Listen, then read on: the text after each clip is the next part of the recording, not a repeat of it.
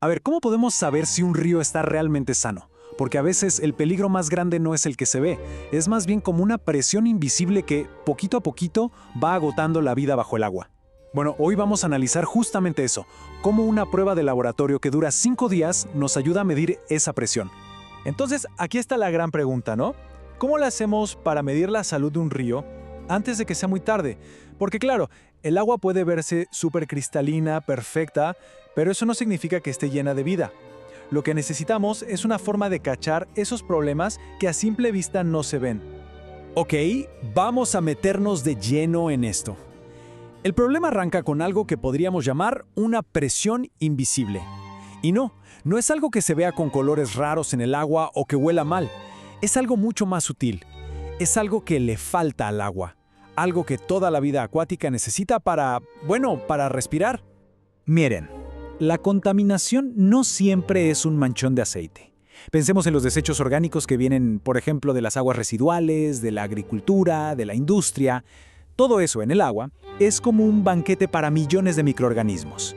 Y estas bacterias, al descomponer toda esa materia, consumen un recurso que es pero absolutamente vital para los peces y todo lo demás: el oxígeno disuelto en el agua.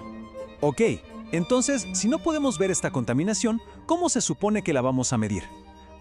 Bueno, para eso la ciencia nos da una herramienta clave. Es momento de que decodifiquemos qué es eso de la DBO5. El nombre completo, para que quede claro, es demanda bioquímica de oxígeno, o DBO. Suena súper técnico, lo sé, pero la idea es bastante simple, de verdad. Es básicamente la cantidad de oxígeno que los microorganismos necesitan para, digamos, comerse toda la materia orgánica que haya en una muestra de agua. Me gusta pensarlo como el apetito de oxígeno que tiene la contaminación. Y ojo, que es importante saber que esta demanda de oxígeno no viene de una sola cosa. Hay como 2 tipos. Por un lado está el oxígeno que se usa para descomponer la materia orgánica clásica. Pero por otro lado, se necesita un montón de oxígeno para procesar otros compuestos, como el amoníaco, que abunda en las aguas residuales. Al final todo se suma, y todo le quita oxígeno al agua. Ok, perfecto. Pero entonces, ¿cómo medimos con exactitud ese apetito de oxígeno? Bueno, para eso existe un método que es estándar en todo el mundo, la famosa prueba de los 5 días. El proceso es súper metódico, casi como una receta. A ver, primero se toma una muestra de agua y se pone en una botella especial, bien sellada, sin que quede ni una burbuja de aire. Segundo, esa botella se guarda en total oscuridad por 5 días, a una temperatura constante de 20 grados. Después se mide el oxígeno al principio y se vuelve a medir al final de los 5 días. ¡Y listo! La diferencia entre la primera y la segunda medición, esa es la DBO5. Parece simple, pero es increíblemente revelador. Pero a todo esto, ¿por qué 5 días y no 4 o 7? Esta es mi parte favorita. Es un dato histórico genial. Resulta que el estándar de 5 días se eligió porque hace mucho tiempo ese era el tiempo que le tomaba al agua de un río promedio en el Reino Unido viajar desde donde nacía hasta llegar al mar. Así que daba una idea bastante realista del impacto que tendría la contaminación en todo ese trayecto. Bien, ya sabemos qué es la DBO5 y cómo se mide. Ahora viene lo bueno. Vamos a ver qué significa ese número en el mundo real. ¿Cuál es su impacto? Y es aquí donde los números nos cuentan una historia. Miren esto, un río súper limpio, prístino, tiene una DBO5 de menos de 2 miligramos por litro. Ahora comparemos eso con las aguas residuales de una casa, sin ningún tratamiento, que pueden llegar a 300. La diferencia es de verdad abismal.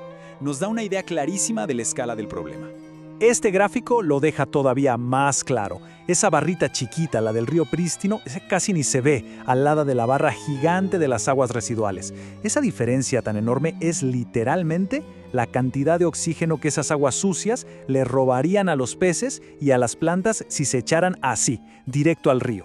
Y bueno, ¿cuál es la consecuencia final de todo esto? Una DBO alta lleva sí o sí a algo llamado hipoxia. Esto pasa cuando el oxígeno en el agua baja tanto, pero tanto, que los peces y otros seres vivos simplemente ya no pueden respirar, se asfixian.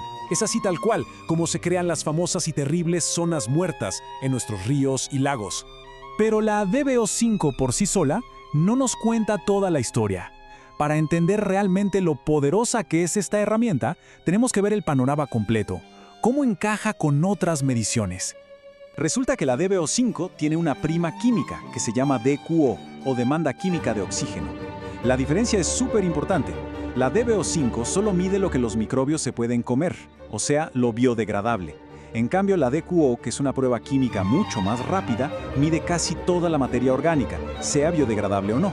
Y aquí viene el truco, lo más interesante de todo. Si comparamos la DBO5 con la DQO, o sea, si dividimos una por la otra, obtenemos un dato valiosísimo.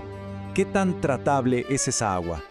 Si el resultado es alto, digamos más de 0.6, significa que casi toda la contaminación es biodegradable.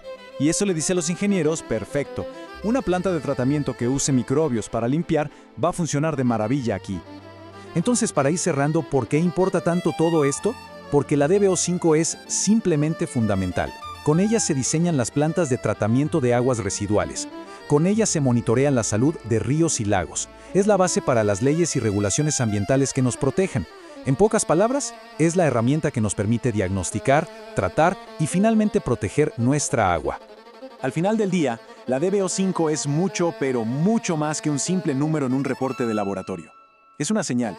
Es como un susurro que nos llega desde nuestros ríos y lagos contándonos sobre esa presión invisible que están aguantando. La verdadera pregunta que queda en el aire es, ¿les estamos prestando atención?